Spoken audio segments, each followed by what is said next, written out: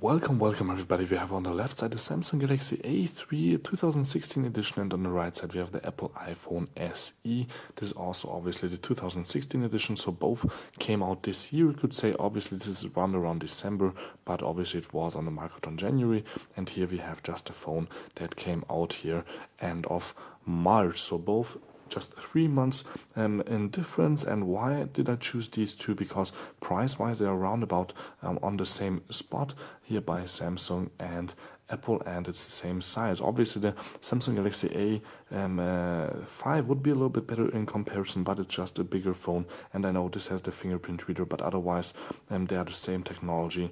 They have the same technology in both, so it's a quite nice comparison to just have here the Samsung Galaxy A3. I know that one doesn't have a fingerprint reader, but otherwise, as I said, compared to the A5, it's about similar in terms of hardware and software and everything else also. So you can see both look quite nice. Obviously different sizes a little bit because they have 4 inches versus 4.7 inches, and both have a home button, and on Samsung you have still the Android buttons on the outside.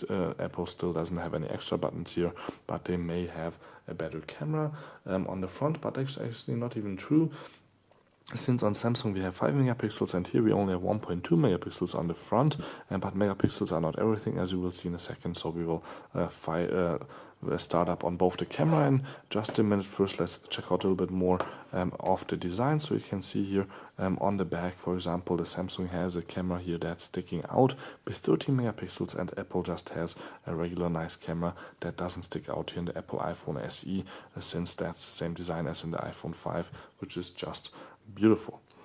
What you also have on the Apple design is a full metal body, obviously a little bit of plastic for the antennas, but otherwise metal all around. Obviously it's available in different colors. Samsung has just metal all around the corners, the borders, which is also feeling really nice and cold in this case, and otherwise glass on the front and the back.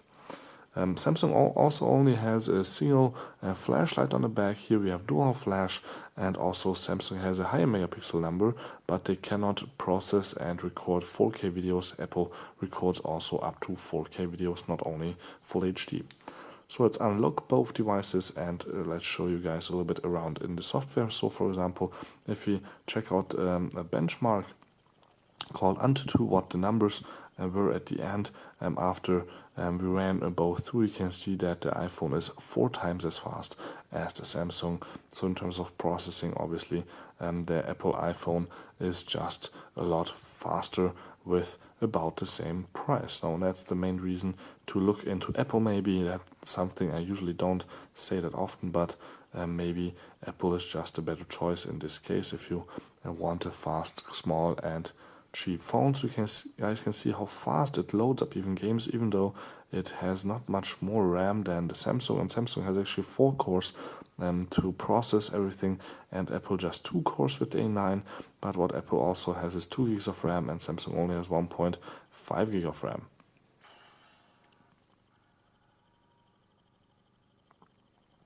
So let's start up both with the first level here, running first 100 meters. Now display wise I would definitely say Samsung has a little bit nicer colors. They're not as washed out. Both are on mid-level brightness, and when it comes to battery life, obviously the Samsung needs a little bit of a bigger battery, since it has a 4.7 inch screen, so it's just a bigger screen, and the Apple iPhone has a smaller 4 inch screen and also not as high as resolution as the Samsung, but almost the same. So we have here 2300 milliamps, that's 40% more battery size than the 1600 and a few milliamps here with the Apple iPhone. So the Samsung display is not 40% bigger, but it has 40% more battery, which is obviously quite nice. And yeah, this was just a really short gaming and startup test for the games, and now the most important part, I guess, for everybody is the camera. So let's start off here with the back, and we will right away see that the colors are on both alright. The flickering, ignore just that, that's just my camera recording the Samsung screen at a different frame rate, that's why the flickering is there. So speed wise, they are both quite nice. I can shoot focus on both quite easily and take nice pictures. But as I said, Apple, for example, also records 4K videos, but picture-wise they are, I would say, about the same. Maybe the Apple is a little bit better in terms of just this not that ideal light. Let's turn on both on the front camera. So as I said, 5 megapixel and 1.2. I wouldn't say that it's less sharp. Maybe it's even more sharp on the right than on the left with the Apple iPhone. And especially with the light coming from the background, the iPhone can just do still a lot more than the Samsung, but both have a nice wide angle and they look both quite great. So let's just compare them again from the outside, but otherwise I would definitely say the Apple iPhone is the winner. It's not that much more expensive, and obviously the Samsung, you can expand the memory, where the Apple has only a nano SIM card slot, no micro SD card slot. But otherwise I would definitely say I would buy an Apple, maybe not in this color, but otherwise that's my winner here in terms of a mid-range smartphone. So thank you for tuning in. Don't forget to subscribe. My name is Balazs, and this was the Apple iPhone SE compared to an Samsung Galaxy A3, or you can also say A5 if you count in the fingerprint reader with the A5. Otherwise, it's basically the same. Thank you for tuning in again. Don't forget to subscribe, and see you guys around.